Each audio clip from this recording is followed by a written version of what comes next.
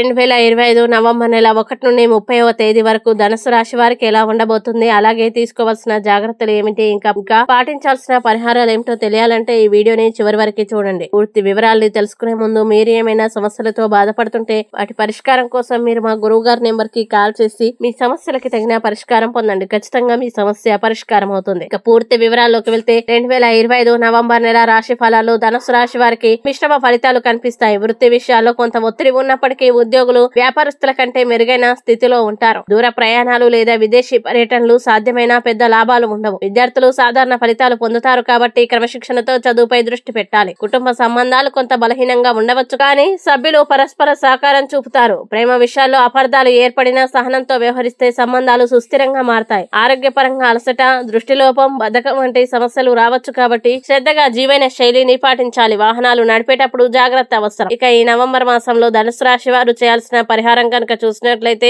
ఈ మాసంలో మంగళవారం హనుమంతుడి ఆలయాన్ని సందర్శించి ఎర్ర మిఠాయిలు లేదా ప్రసాదం సమర్పించడం శుభప్రదం. ఈ వీడియో మీకు నచ్చినట్లయితే లైక్ చేయండి, షేర్ చేయండి.